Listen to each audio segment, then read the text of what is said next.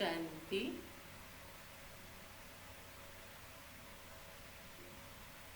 सभी मिलकर 3 बार ओम शांति करेंगे।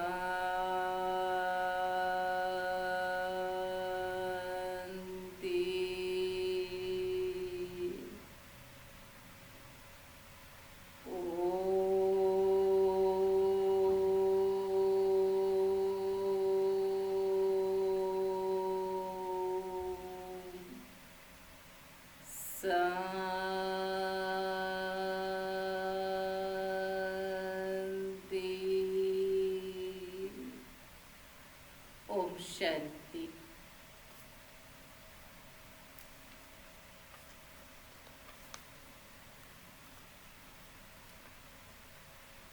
आज बाबा की 18 तारीख की महावाक्य है।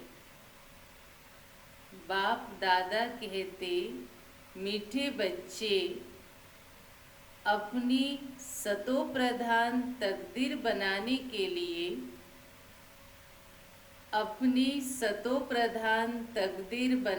के लिए याद में रहने का खूब पुरुषार्थ करो। अपनी सतो प्रधान तकदीर बनाने के लिए याद में रहने का खूब पुरुषार्थ करो। सदा याद रहे मैं आत्मा हूँ। बाप से पूरा बरसा लेना है। तो सुना सभी ने मुरली के साथ। आज बाबा ने किस बात पर पूरा पुरुषार्थ करने के लिए कहा कि अपने को सतो प्रधान के साथ साथ अपनी शतो प्रधान तकदीर अर्थात सतयुग त्रेता 21 जन्मों के सतो प्रधान भाग्य जो परमात्मा बनाने आए हैं उसको बनाने के लिए याद में रहने का खूब पुरुषार्थ करो। सदा याद रहे मैं आत्मा हूँ। बाप से पूरा पूरा बरसा लेना है। आज का प्रश्न, बच्चों को याद का चार्ट रखना मुश्किल क्यों लगता है? बाबा कह रहे हैं, बच्चों को याद का चार्ट रखना मुश्किल क्यों लगता है? उत्तर में बाबा कहते, क्योंकि कई बच्चे याद को यथार्थ समझते ही नहीं है। क्या कह रहे हैं बाबा? कई बच्चे याद को यथार्थ समझते ही नहीं है। बैठते हैं याद में और बुद्धि बाहर भटकती है, शांत नहीं होती। वह फिर वायुमंडल को खराब करते हैं। बाबा क्या कह रहे हैं? बैठते हैं याद में और बुद्धि बाहर भटकती है, शांत नहीं होती। वह फिर वायुमंडल को खराब करते हैं। याद करते ही नहीं तो चार्ट फिर कैसे लिखे? अगर कोई झूठ लिखते हैं तो बहुत दंड पड़ जाता है। बाबा क्या कह रहे हैं? अगर कोई झूठ लिखते हैं तो बहुत दंड पड़ जाता है।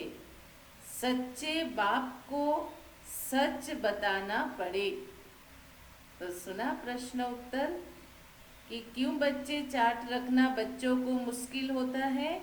एक तो बाबा ने कहा याद को यथार्थ नहीं समझती। दूसरा बाबा ने कहा बैठते तो बाबा की याद में है, लेकिन बुद्धि बाहर भटकती रहती है, तो फिर वो चाट कैसे लेंगे। फिर बाबा ने कहा जिनकी बुद्धि बाहर भटकती है, शांत नहीं रहती, वो वायुमंडल को खराब करती है। अर्थात जो बाबा की पावरफुल वायुमंडल बनाने में हम सभी ब्राह्मणों का हाथ होना चाहिए, तो बुद्धि इधर उधर भटकती है, माना हम कमजोर कर रहे। फिर बाबा कहते कई बच्चे, बाबा उस समय तो चाट मंगाता था सबका, तो कई बच्चे अगर झूठ में लिख दे कि हम इतना समय याद करते हैं, तो बाबा कहते फिर दंड पड़ेगा। इसलिए सच बाबा को सच बताना पड़े। गीत है आज की मुरली की, तकदीर जगा कर आई हूँ। ओम शांति। रूहानी बच्चों को फिर भी रूहानी बाप रोज रोज समझाती हैं कि जितना हो सके देही अभिमानी बनो। बाबा रोज रोज क्या समझाते हैं? जितना हो सके देही अभिमानी बनो, अपने को आत्मा निश्चय करो और बाप को याद करो, क्योंकि तुम जानती हो हम उस बेहद के बाप से बेहद सुख की तकदीर बनाने आए हैं। तो जरूर बाप को याद करना पड़े। बाबा क्या कह रहे हैं? बेहद सुख अगर बाबा से लेना चाहती हो तो बाप को याद करना पड़े। पवित्र सतो प्रधान बनने बिगर शतो प्रधान तकदीर बना नहीं सकते। यह तो अच्छी रीति याद करो, मूल बात यही एक है। क्या है? बाबा को याद करो। यह तो अपने पास लिख दो। बाबा क्या कह रहे हैं? यह तो अपने पास लिख दो। वहां पर नाम लिखते हैं ना, आजकल टैटू बनाने का जमाना है, तो हाथों पे जगह जगह पे अपने नाम का, कुछ थॉट का, कुछ सीनरी का टैटू बनाते हैं। तो बाबा कह रहे हैं, आज क्या कह रहे हैं बाबा?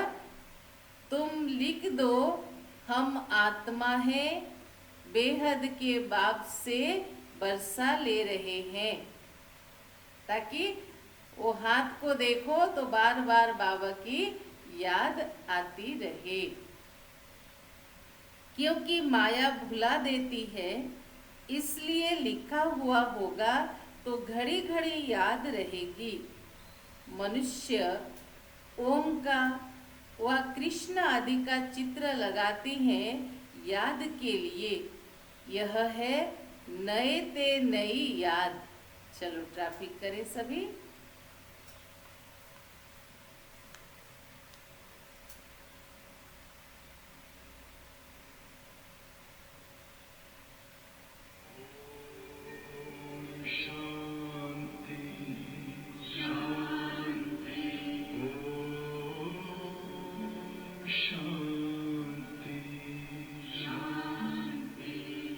अंतर मन में ज्योति जगा लो, होगा दूर अंधेरा।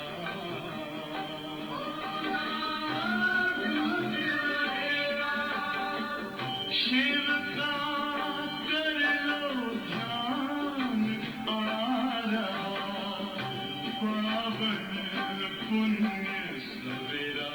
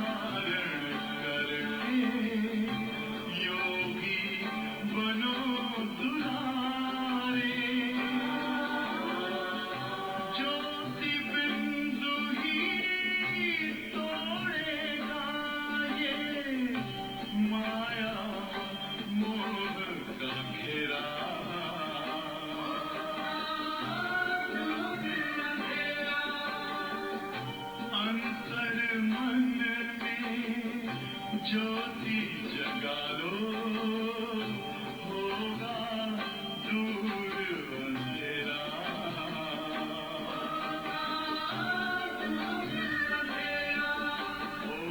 ओम शांति, ओम शांति,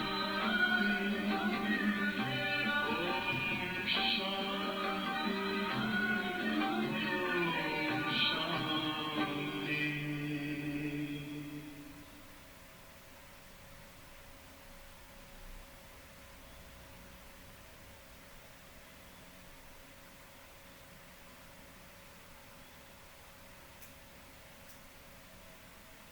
ओम शांति। तो बाबा कह रहे थे, मनुष्य ओम का व कृष्ण आदि का चित्र भी लगाते हैं याद के लिए। यह तो है नए ते नई याद। यह सिर्फ बेहद का बाप ही समझाते। राजयोग के बारे में मन मना भव क्या है उसके बारे में ये तो परमात्मा ही समझाती।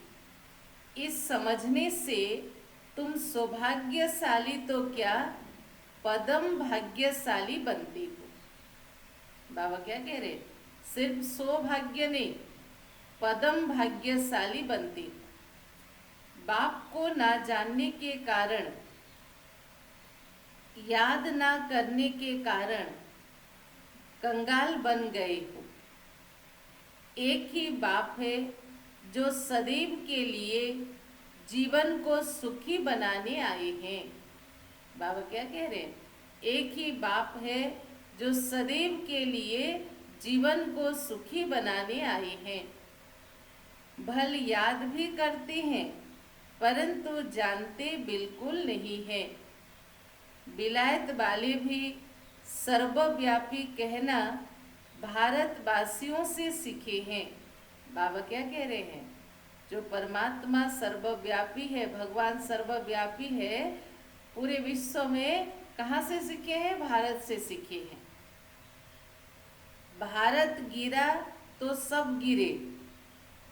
भारत ही रेस्पॉन्सिबल है अपने को गिराने और सबको गिराने की। क्यों बाबा ने ऐसा कहा कि बाकी सब धर्म तो ईश्वर को एक कह के मानते हैं या एक रूप को याद करते, चाहे जीसस क्राइस्ट हो, गौतम बुद्ध हो, जैन हो, गुरु नानक हो, महावीर हो, एक को ही मानते हैं। लेकिन सब भगवान हैं, सब भगवान के रूप हैं, करोड़ों भगवान हैं। ये तो भारतवासियों ने ही मान्यता पूरे विश्व को सिखाया। अर्थात एक परमात्मा से बेमुख करके अनेक तरह बुद्धि को लगाना, ये तो भारतवासियों ने ही सबको सिखाया है। इसलिए भारत ही रेस्पॉन्सिबल है अपने को गिराने और सबको गिराने। बाप कहते हैं, मैं भी यहाँ ही आकर भारत को स्वर्ग सचखंड बनाता हूँ। ऐसा स्वर्ग बनाने वाले की कितनी ग्लानि कर दी है, भूल गए हैं। इसलिए लिखा हुआ है, यदा यदा ही धर्मस्य ग्लानिर्भवति भारत। जब भारत देश में धर्म ग्लानि होती तब मैं आता हूँ पुनः सत्य धर्म की स्थापना करने। इनका भी अर्थ बाप ही आकर समझाते। बलिहारी एक बाप की है, अभी तुम जानते हो। बाप आते हैं जरूर, शिव जयंती मनाते हैं, परंतु शिव जयंती का कदर बिल्कुल नहीं है। संडे के दिन सुना ना शिवरात्रि के ऊपर, वास्तविक रहस्य क्या है बाबा ने समझाया। तो जो शिव परमात्मा भारत को आके हीरे तुल्य बनाए थे, उनके जन्मदिन अवतरण दिन के इतना कदर नहीं है। अभी तुम बच्चे समझते हो, जरूर होकर गए हैं जिसकी जयंती मनाते हैं। सतयुग आदि सनातन देवी देवता धर्म की स्थापना वही करते हैं और सब जानते हैं कि हमारा धर्म फलाने ने फलाने समय स्थापन किया। है ना। सभी, केवल हिंदू धर्म वालों को छोड़कर सभी धर्म वालों को पता है हमारे धर्म किस समय किसके द्वारा स्थापित हुआ था। तो बाबा ने कहा सब धर्म से पहले है देवी देवता धर्म। मुख्य धर्म कौन सा है? आदि सनातन देवी देवता धर्म। उनको बिल्कुल ही नहीं जानते कि यह धर्म कहाँ गुम हो गया है। अभी बाप आकर समझाते हैं बाप ही सबसे ऊंच हैं और किसी की महिमा नहीं है। कवि क्या कहते हैं? ऊंचा तेरा नाम, ऊंचा तेरा धाम, ऊंचा तेरा हर काम, ऊंचे से ऊंचा है भगवान। तो सर्वोच्च, सर्वोपरि, सर्वश्रेष्ठ एक परमात्मा ही है, क्योंकि उससे ऊपर, उससे ऊंचा, उससे श्रेष्ठ कोई नहीं है। धर्म स्थापक की महिमा क्या होगी? वो तो परम धाम से आए, अपना कर्तव्य किए, पर परमात्मा जब धरती पर आती हैं वो ज्ञान सुनाने के साथ साथ सभी मनुष्य आत्माओं को, प्रकृति को, इस दुनिया को सतो प्रधान पवित्र बना के सचखंड सतयुग के स्थापना बन करती हैं। सभी के जन्म जन्म के विकर्म विनाश कराती हैं और सभी को मुक्ति, जीवन मुक्ति का रास्ता दिखाती हैं और साथ ही अपने साथ घर परमधाम वापस भी लेके जाती हैं। बाप ही पावन दुनिया की स्थापना और पति दुनिया का विनाश कराते हैं और तुमको माया पर जीत पहनाते हैं। यह बेहद की बात है। रावण राज्य सारे बेहद की दुनिया पर है, हद के लंका आदि की बात नहीं। यह हार जीत की कहानी भी सारे भारत की है। इसलिए श्री चित्र में क्या लिखा है? भारत के उत्थान और पतन की कहानी। बाकी तो बाई प्लाट से भारत में ही डबल सिरताज, सिंगल ताज राजाएं बनती और जो भी बड़े बड़े बादशाह होकर गए हैं, कोई पर भी देखो लाइट का ताज नहीं दिखाती। कितनी सुंदर बातें परमात्मा ने कहा। जितने भी देवी देवताएं हैं सबके सिर के पीछे ज्योति प्रकाश का प्रभा मंडल दिखाते, जिसको कहते लाइट का ताज। बाकी और धर्म के कोई भी राजा के पीछे लाइट का ताज नहीं दिखाते। इसलिए देखो, सिवाय देवी देवताओं की, देवताएं तो फिर भी स्वर्ग के मालिक थे ना। अब शिव बाबा को कहा जाता है परम पिता पतित पावन। इनको लाइट कहाँ देंगे? वो तो निराकार है, लाइट कहाँ दिखाएंगे? वो तो खुद ही लाइट स्वरूप है। लाइट तब दे जब बिगर लाइट वाला पतित भी हो। वह कभी बिगर लाइट वाला अर्थात पतित बनते नहीं है। हम साधारण मानव बनते, फिर पवित्र देवता बनते। इसलिए पवित्र देवताओं को कंपैरिजन में पवित्रता की लाइट दिया है और हमको साधारण दिखाया है। लेकिन बाबा तो कभी इन सब प्रभाव में आते नहीं है। बिंदी पर लाइट दे कैसे सकेंगे? हो ना सके। दिन प्रतिदिन तुमको बहुत गुह्य गुह्य बातें समझाते रहती हैं, जो जितना बुद्धि में बिठा सके। बाबा तो समझाते, पर सबकी बुद्धि के अनुसार ही बातों को धारणा करती है। मुख्य है ही याद की यात्रा। इसमें माया विघ्न बहुत डालती है। भल कोई याद के चार्ट में 50-60% भी लिखते हैं। आजकल तो क्या करते हैं? 100%। अमृत वेला हुआ, ट्रैफिक हुआ, नुमा शाम हुआ, रात को हुआ, गुड नाइट हुआ, 100%। बाबा उस समय क्या कह रहे थे जब साकार में बाबा थे? और उस समय के पुरुषार्थी कौन थे? दादियाँ थे। बाबा कह रहे हैं क्योंकि मुरली, साकार मुरली सब 69 के पहले की मुरली है, तो दादियाँ ही थे ना हमारे। तो हुआ ही नहीं था, हम सब ज्ञान में आए नहीं थे। भल कोई याद के चार्ट में 50-60% भी लिखते हैं, परंतु समझते नहीं कि याद की यात्रा किसको कहा जाता है। पूछते रहते इस बात को याद कहे, बड़ा मुश्किल है। पूरी बीके जीवन कईयों की खत्म चली जाती योग को समझने में। बिंदु को याद करे या भ्रुकुटी में देखिए, परमधाम में याद करे या क्लासरूम में करे, मधुबन में करे या दादी गुलजार के तन में करे, कहाँ करे? बड़ा मुश्किल है। तुम यहाँ 10-15 मिनट बैठते हो, उनमें भी जांच करो। मुरली क्लास से पहले जो 15 मिनट योग करते हो, उनमें भी जांच करो, याद में अच्छी रीति रहा। बहुत है जो याद में रह नहीं सकती, तो क्या होगा? फिर वह वायुमंडल को खराब करती हैं। बहुत है जो याद में ना रहने से विघ्न डालती है। सारा दिन बुद्धि उनकी बाहर भटकती रहती है, सो यहाँ थोड़ी ही शांत होगी। जिनकी बुद्धि पूरे दिन भटकती रहेगी, यहाँ क्लास में बैठ जाओ तो 15 मिनट में शांत हो जाएगी क्या? दिन भर के अभ्यास चाहिए।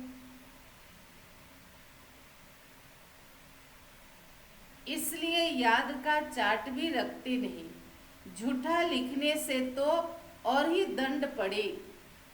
बहुत बच्चे भूले करते हैं, छिपाते हैं, सच बताते नहीं। बाप कहे और सच ना बताए तो कितना दोष हो जाता है। इधर कहते हो भगवान हमारा बाप है, हम उनके बच्चे हैं, और उनको ही सच नहीं बताओगे तो कितना दोष हो जाता। कितना भी बड़ा गंदा काम किया हो तो भी सच बताने में लज्जा आएगी ना। अक्सर करके सब झूठी बताते हैं। झूठी माया, झूठी काया, झूठी सब संसार है। एकदम देह अभिमान में आ जाते हैं। सच सुनाना तो अच्छा ही है, और भी देखकर सीखेंगे ना। बाबा क्या कह रहे हैं? सच सुनाना तो अच्छा ही है, जो आपको देखकर और भी सीखेंगे। यहाँ सच बताना है, क्योंकि यहाँ सदगुरु के दरबार में है, उसके बच्चे बने हैं, उससे शिक्षा ले रहे हैं, तो उसको कुछ भी किसी भी हालत में छिपाना नहीं है। नॉलेज के साथ साथ याद की यात्रा भी जरूरी है, क्योंकि याद की यात्रा से ही अपना और विश्व का कल्याण होना है। नॉलेज समझाने के लिए बहुत सहज है, याद में मेहनत है। बाबा क्या कह रहे? ज्ञान तो समझाना बहुत सहज है, लेकिन मेहनत किस में है? याद में है। बाकी बीज से झाड़ कैसे निकलता, अर्थात इस सृष्टि के आदि मध्य अंत का ज्ञान। तो बाबा कहते बीज से झाड़ कैसे निकलता, वो तो सबको मालूम है। बुद्धि में 84 का चक्र है। बीज और झाड़ की नॉलेज है। बीज माना परमात्मा रचयिता, झाड़ माना रचना सृष्टि। बाप तो सत्य है, चैतन्य है, ज्ञान का सागर है। उनमें नॉलेज है समझाने के लिए। यह है बिल्कुल अनकमन बात। यह मनुष्य सृष्टि का झाड़ है, यह भी कोई नहीं जानती। बाबा क्या कह रहे हैं? ये सृष्टि क्या है?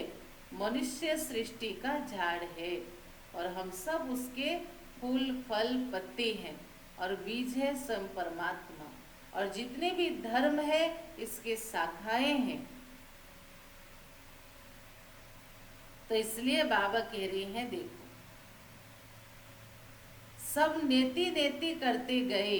नेति नेति माना हम रचयिता और रचना के सत्य परिचय को नहीं जानते, ड्यूरेशन को भी नहीं जानते। इसकी अवधि कितना है?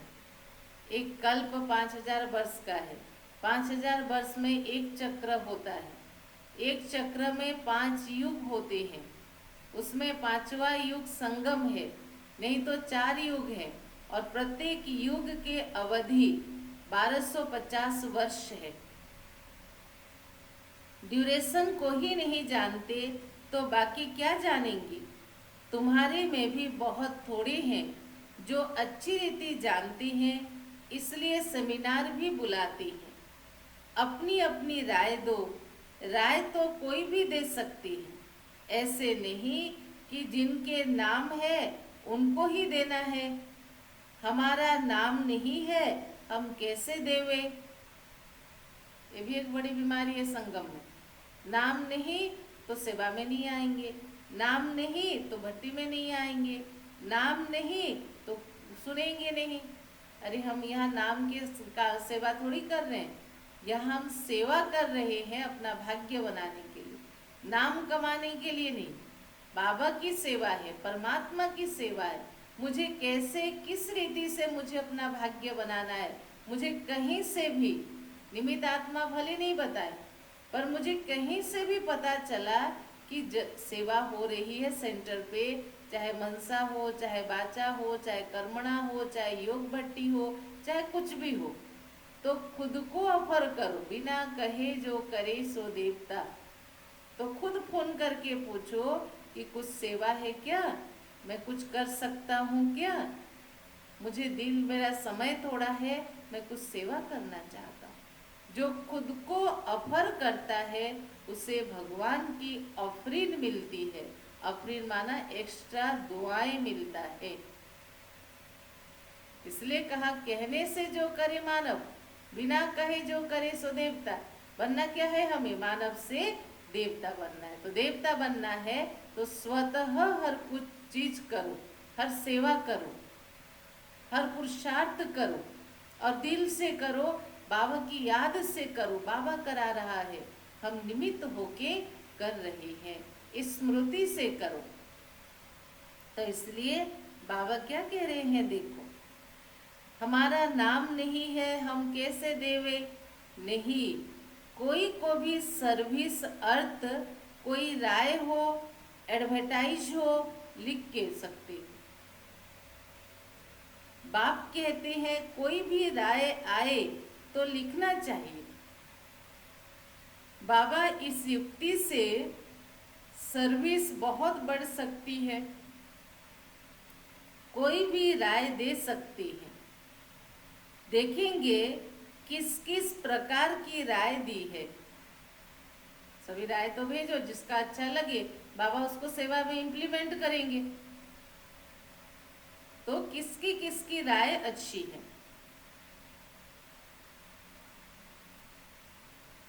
बाबा तो कहते रहते किस युक्ति से हम भारत का कल्याण करें, सबको पैगाम देवे, आपस में विचार करो, लिख कर भेजो। माया ने सबको सुला दिया है, बाप आते ही है तब जब मौत सामने होता है। तभी तो कहा जब कयामत का समय होता, खुदा आता, सबको कब्र से जगाता और सबको अपने कर्मों का हिसाब के अनुसार फल देता। वो कयामत माना अंत समय, ये संगम युग है, जब भगवान इस धरती पर अवतरित होते। और जब वो अवतरित होते, इस धरती पे रहने वाले हर एक मनुष्य आत्मा अपनी सही पहचान को भूल के, आत्मा को भूल के अपने को शरीर समझ बैठते हैं। शरीर समझना माना कब्र के अंदर रहना, मुर्दे के समान होना। तो परमात्मा के फिर से जगाते, कब्र से जगाते माना हमें आत्मज्ञान देते हैं, हमारी आत्म ज्योति को जागृत करते हैं, हमें नया जीवन देते हैं। फिर कहते बच्चे जो भी तुमने इस जन्म में पाप किया वो सब कुछ सच सच मुझे बताओ। हिसाब किताब लेते कहते ना सच बताओ और मेरी याद में रहो। जो बाकी 62 जन्म तुम्हारे जो विकर्म किया है वो तुम्हारी इस याद की अग्नि से दग्ध होंगी। तो इसलिए परमात्मा कब आते हैं, जब मौत सामने होता है। अब बाप कहते सबकी वानप्रस्थ अवस्था है, पढ़ो ना पढ़ो मरना जरूर है।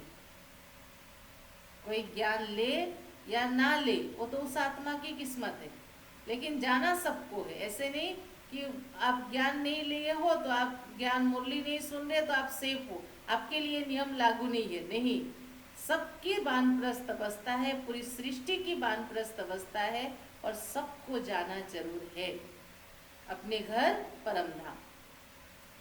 तैयारी करो या ना करो, नई दुनिया तो जरूर स्थापन होगी। 3-4 दिन पहले बाबा ने कहा ना, भगवान आए हैं सतयुग दुनिया की स्थापन करने। इस कार्य को कोई भी रोक नहीं सकता, चाहे कितना भी माथा मारे। अच्छे अच्छे बच्चे हैं जो वह अपनी तैयारी कर रहे हैं। सुदामा का भी मिसाल गाया हुआ है। चावल मुट्ठी लेके आया, बाबा हमको महल मिलने चाहिए, चावल मुट्ठी के बदले। बाबा देगा, आप चावल मुट्ठी लेके आओगे? बाबा ने उत्तर दिया, उसके पास है ही चावल मुट्ठी, तो और वो क्या देगा? जो था वो सब कुछ उसने उस मुट्ठी, माना मुट्ठी भर के दे दिया उसने, जो था उसके पास सब कुछ दे दिया। तो ये बात हमारे लिए भी लागू है। समय की सूचना को दे पहचानो, कौन सा समय चल रहा है देखो। और हे ब्राह्मण आत्माएं, हे प्रभु प्रिय आत्माएं, हे भगवान के भाग्यशाली बच्ची, थोड़ा अलबेलेपन की नींद से जागो।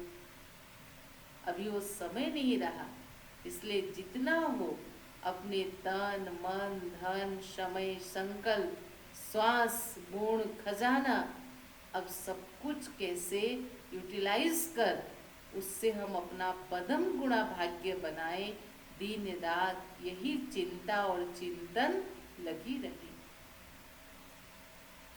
तो इसलिए बाबा ने कहा, बाबा ने मम्मा का मिसाल बताया। मम्मा तो चावल मुट्ठी में लेके नहीं आई थी, लेकिन मम्मा सतयुग में क्या बनती है? श्री लक्ष्मी। क्योंकि मम्मा ने पूरा जीवन पूरा समय यज्ञ के लिए दिया, एकदम निर्माण नम्रचित त्याग तपस्वी रेस्पॉन्सिबल, अपनी हड्डी हड्डी सेवा में लगाया, समय संकल्प श्वास सब कुछ उसने लगाया। और वो यज्ञ की एक एक चीज की मम्मा बचत करती थी। मम्मा कहती थी हम तो समर्पित हैं, फिर हम धन की सेवा कैसे करें? हम बहनें समर्पित हैं, फिर हमारे धन की खाता कैसे जमा होगी? तो मम्मा कहती थी यज्ञ की हर चीज की हम जितने सही मायने से देखभाल करते हैं और बचत करके उसको हम यूज करते, तो मानो कहाँ 1000 रुपया खर्च हो रहा है, लेकिन उस 1000 रुपये के काम को अगर हम 950 रुपया में करते हैं, पर सही करते हैं, ऐसे नहीं कि काम चलाओ करते, 950 में करते और 50 रुपया बचाते, वो हमारे धन के खाता में जाता था। इसलिए मम्मा क्या कर, सब्जियां भी जब बच्चे सब्जी कटिंग करते थे तो कई सब्जी ऐसे ऐसे काट देते, निकाल देते, मुंडी की तरफ इतना इधर इतना, मम्मा उसको भी काटती थी और कहती थी ये सब्जी मम्मा बनाएगी और मम्मा बाबा और शिव बाबा खाएंगे। एक एक चीज पाई पाई की यज्ञ का मम्मा ने सफल किया, व्यर्थ जाने नहीं दिया। इसके आधार से उनका भाग्य बना।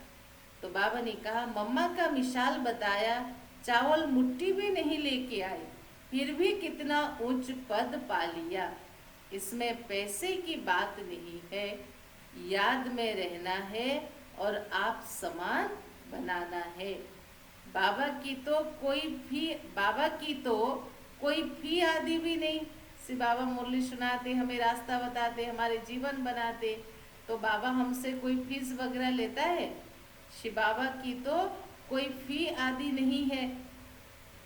समझते हैं हमारे पास पैसे पड़े हैं तो क्यों ना यज्ञ सेवा में स्वाहा कर दे, विनाश तो होना ही है, सब व्यर्थ जाएगा, इसमें कुछ तो सफल करे। हर एक मनुष्य कुछ ना कुछ दान पुण्य आदि जरूर करते अपने भाग्य बनाने के लिए। और यहाँ तो कल भी बाबा ने कहा था मुरली में, 1 नहीं 2 नहीं 21 जन्म की गारंटी की, संडे मुरली जो था, 21 जन्म की गारंटी की तुम्हारा भाग्य यहाँ बनता है। बाबा भोलानाथ एक का पदम गुणा तुम्हें देता, तो अनगिनत हुआ ना। सभी समझदार हैं, पर समझदार को इशारा काफी, सिर्फ सेंटर के लिए नहीं, मधुवन बेहद यज्ञ के लिए भी वर्तमान समय निमित आत्मा बोले बिना अपना खुद का संकल्प चलना चाहिए कि आज कुछ प्रोग्राम नहीं हो रहा है मधुवन बेहद यज्ञ में, भाई बहनों का आना जाना नहीं हो रहा है।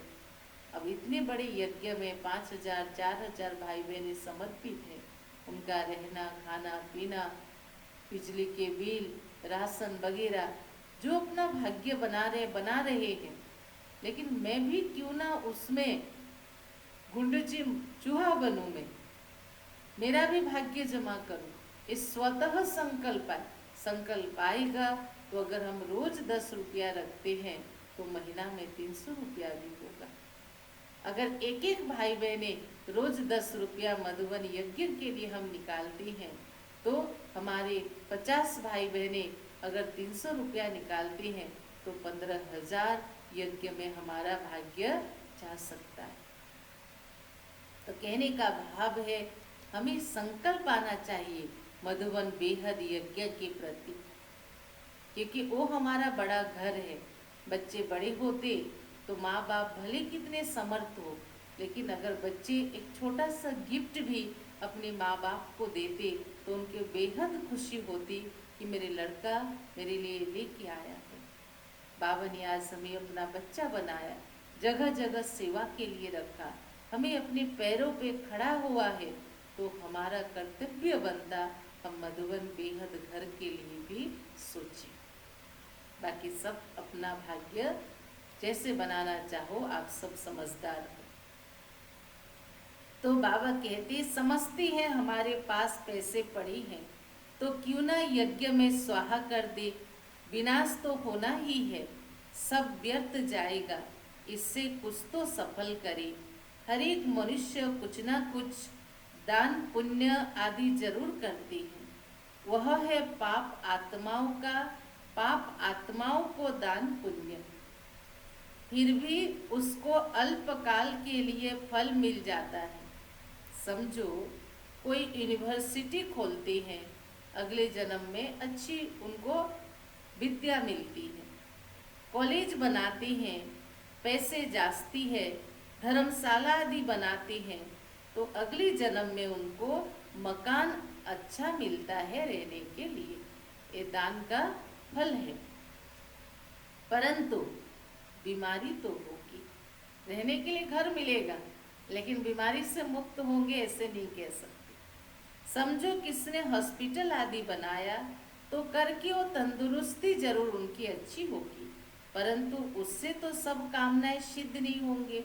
जिसने हॉस्पिटल बनाया अगले जन्म में अच्छी स्वास्थ्य मिला, पर जरूरी नहीं घर मिलेगा धन मिलेगा, सब मनोकामनाएं पूर्ण नहीं होगी। लेकिन यहाँ कहाँ भगवान के घर में स्वयं भगवान के लिए हम डायरेक्ट कर रहे हैं, तो यहाँ बेहद का बाप द्वारा तुम्हारी सब कामनाएं पूरी होती है।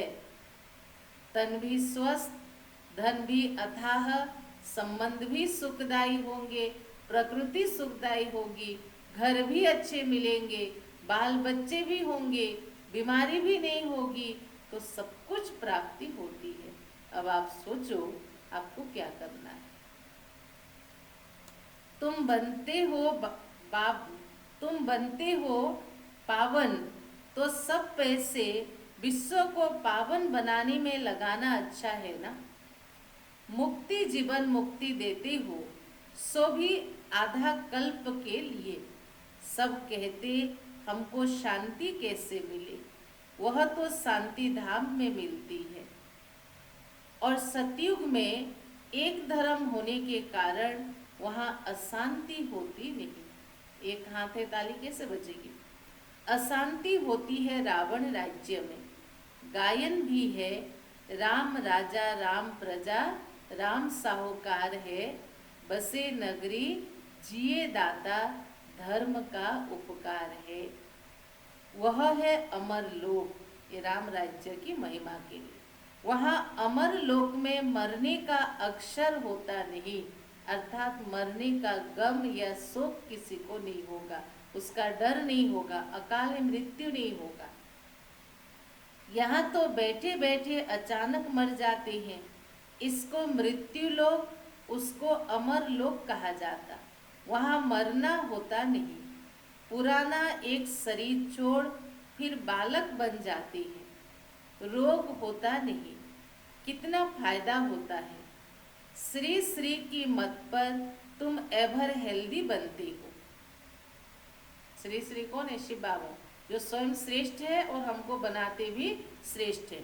तो श्री श्री की मत पर तुम एवर हेल्दी बनते हो। तो ऐसे रूहानी सेंटर्स कितने खुलने चाहिए सोचो, जहाँ सब प्रकार की प्राप्तियां होती है। थोड़े भी आती हैं वह कम है क्या? 5वीं क्लास करने के लिए आए, वो 5 लाख बराबर है।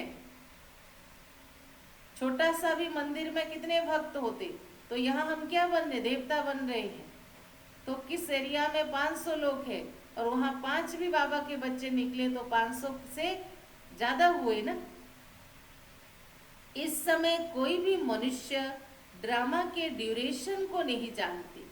पूछेंगे तुमको यह किसने सिखलाया है?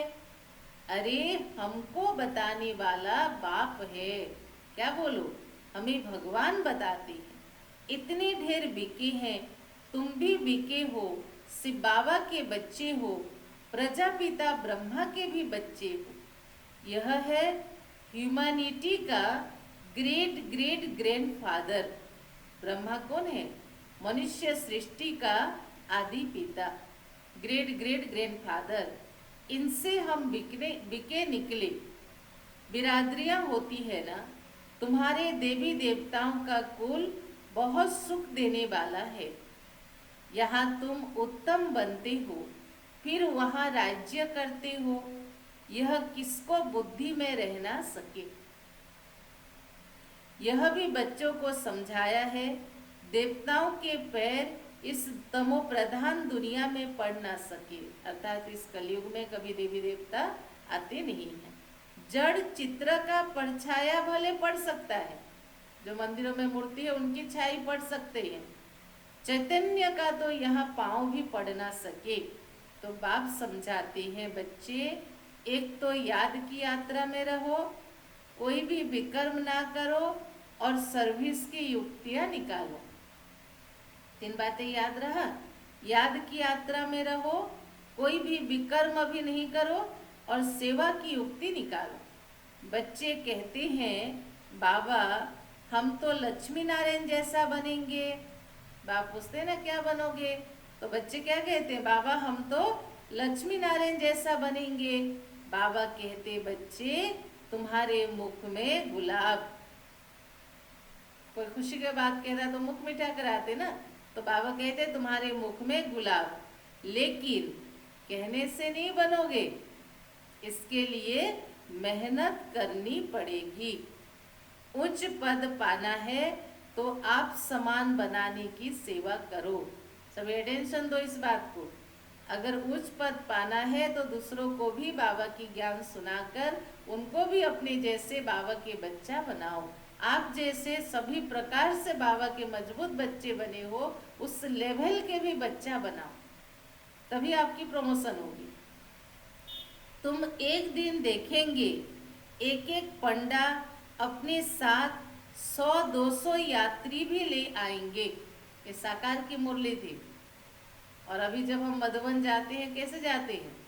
किस सेंटर से? 100, 50, 200, 300, 500 ऐसे जाते हैं ना। तो बाबा की देखो भविष्यवाणी सफल हो रही है। आगे चल देखते रहेंगे, पहले से थोड़ी कुछ कह सकते हैं, जो होता रहेगा सो तुम देखते रहोगे।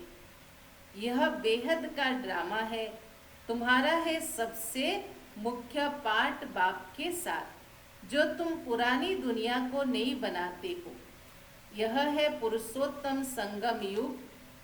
अब तुम सुखधाम के मालिक बनते हो, वहाँ दुख का नाम निशान नहीं होगा। बाप है ही दुख हरता, सुख करता, दुख से आकर लिबरेट करते हैं। भारतवासी फिर समझते हैं इतना धन है, बड़े बड़े महल हैं, बिजलियां हैं, बस यही स्वर्ग है। यह सब माया के पंप हैं। बाबा क्या कह रहे हैं? माया का भवका है भ्रमित करने के लिए। सुख के लिए साधन बहुत करते हैं, बड़े बड़े महल मकान बनाते हैं, फिर भी मौत देखो कैसे अचानक हो जाता है।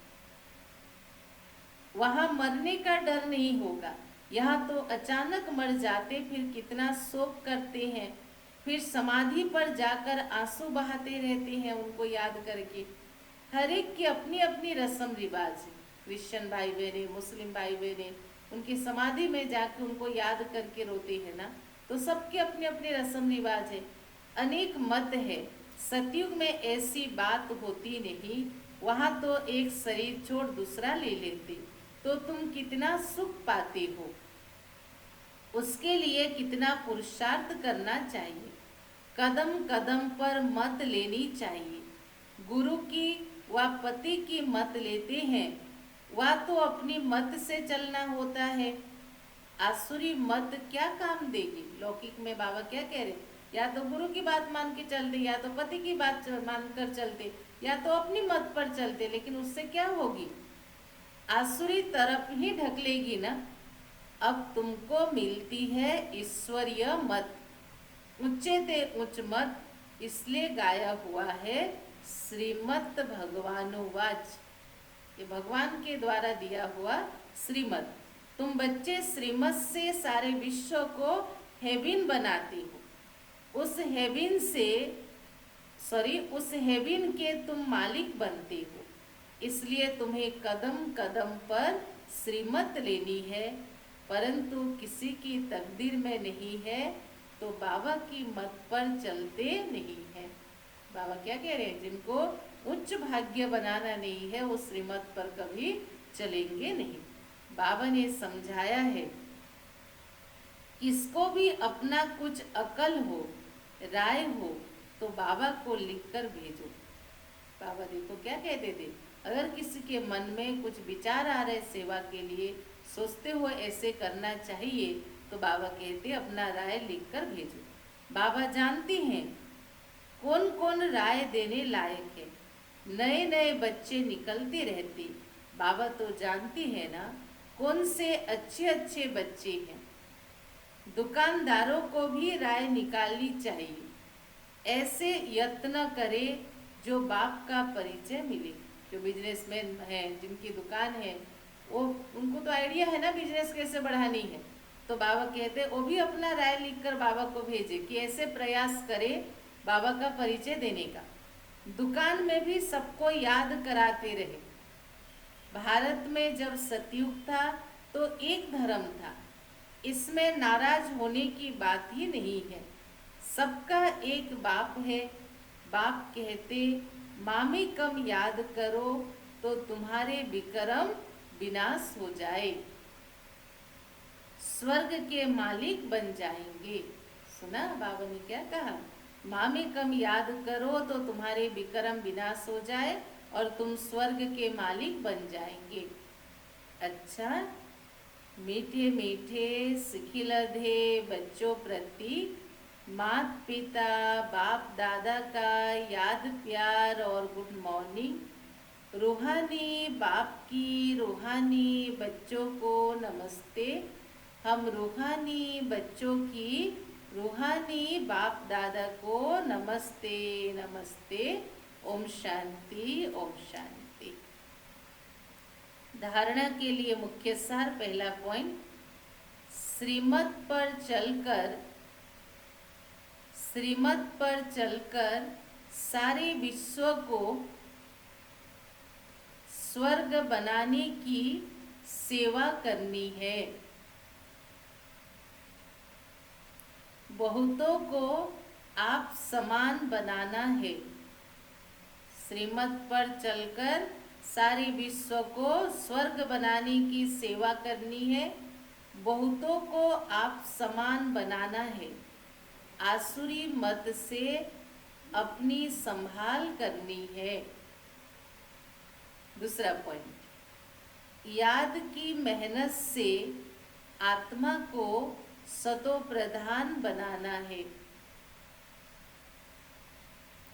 सुदामा मिसल, जो भी चावल मुट्ठी है, इम्पोर्टेंट, जो भी चावल मुट्ठी है माना आप जितना समर्थ हो, चावल मुट्ठी नहीं, जो भी माना जितना आप अपने हिसाब से कैपेबल हो, समर्थ हो, वह सब सफल कर अपनी सर्व कामनाएं सिद्ध करनी है, अर्थात प्राप्त करना है। सुदामा मिसल, जो भी चावल मुट्ठी है, वह सब सफल कर अपनी सर्व कामनाएं सिद्ध करनी है। आज की वरदान, परीक्षाओं और समस्याओं में, क्या कह रहे हैं बाबा, परीक्षाओं और समस्याओं में मुरझाने के बजाय मनोरंजन का अनुभव करने वाले सदा विजयी भव। एक बार और, परीक्षाओं और समस्याओं में मुरझाने के बजाय मनोरंजन का अनुभव करने वाले सदा विजयी भव। विस्तार सुनेंगे।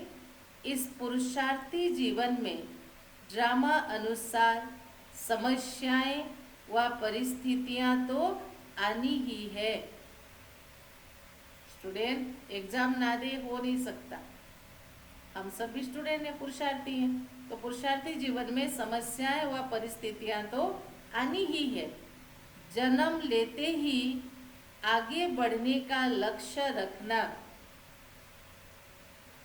बाबा के बच्चे बने, आगे बढ़ने का लक्ष्य रखना, अर्थात परीक्षाओं और समस्याओं का आह्वान करना। जब रास्ता तय करना है, माना मंजिल पर पहुंचना है, तो रास्ते के नज़ारे ना हो, यह हो नहीं सकता। जब आप लंबी जर्नी करते हो, रास्ते के दोनों तरफ क्या होते, नज़ारे होते हैं ना, सिनेरियाँ होते। ऐसे हमने लक्ष्य रखा है कि हमें मनुष्य से देवता बनना है, तो साइड सीन में पेपर ना आए, वो हो नहीं सकता। यह हो कैसे सकता, लेकिन उन नज़ारों को पार करने के बजाय यदि करेक्शन करने में लग जाती हो, तो बाप की याद का कनेक्शन लूज हो जाता है। सुना इम्पोर्टेंट पॉइंट, उन नज़ारों को पार करने के बजाय यदि करेक्शन करने लग जाती हो, तो बाप की याद का कनेक्शन लूज हो जाता है और मनोरंजन के बजाय मन को मुरझा देते हो।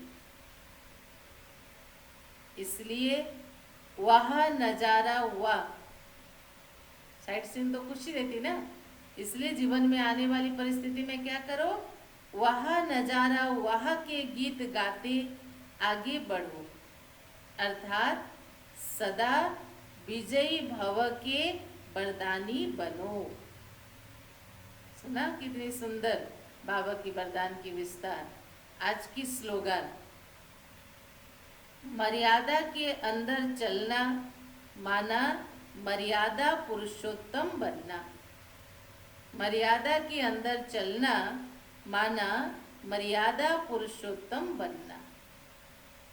तो सुना सभी ने, आज की वरदान पूरा दिन भर याद रहे। क्या है वरदान, परीक्षाओं और समस्याओं में मुरझाने के बजाय मनोरंजन का अनुभव करने वाले सदा विजयी भव। विस्तार, इस पुरुषार्थी जीवन में ड्रामा अनुसार समस्याएं व परिस्थितियां तो आनी ही है। बड़े बड़े अक्षरों में लिख दो। जन्म लेते ही आगे बढ़ने का लक्ष्य रखना, अर्थात परीक्षाओं को आह्वान करना। जब रास्ता तय करना है, तो रास्ते के नज़ारे ना हो, यह तो हो नहीं सकता। लेकिन उन नज़ारों को पार करने के बजाय यदि करेक्शन करने लग जाती हो, तो बाप की याद का कनेक्शन लूज हो जाता है और मनोरंजन के बजाय मन को मुरझा देते हो। इसलिए वह नजारा, वह के गीत गाते आगे बढ़ो, अर्थात सदा विजयी भव के वरदानी बनो। तो मन में संकल्प आ रहा है, इसको अच्छे से लिख के, अच्छे से फ्रेम करके, एक स्लोगन बना के आने जाने के रास्ते में, ऑफिस में रखो। जब भी मन करे पढ़ो, कभी भी मुरझाइश आएगी नहीं। ओम शांति। चलो मीठे बाबा को सभी याद करें।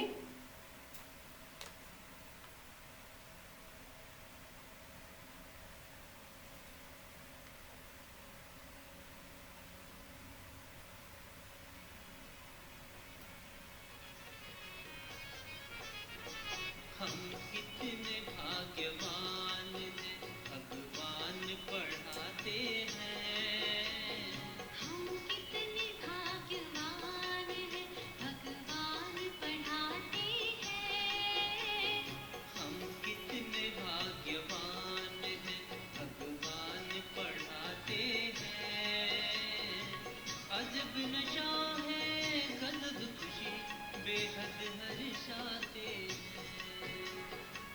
अजब नशा है, गजब खुशी, बेहद हर्षाते हैं। अगमा गोचर कहते जिसे हम सामने आते हैं। अगम गोचर कहते जिसे हम सामने पाते हैं। अजब नशा है, गजब खुशी, बेहद हर्षाते हैं। अजब नशा है, गजब खुशी, बेहद हर्षाते हैं। हम कितने भाग्यवान हैं।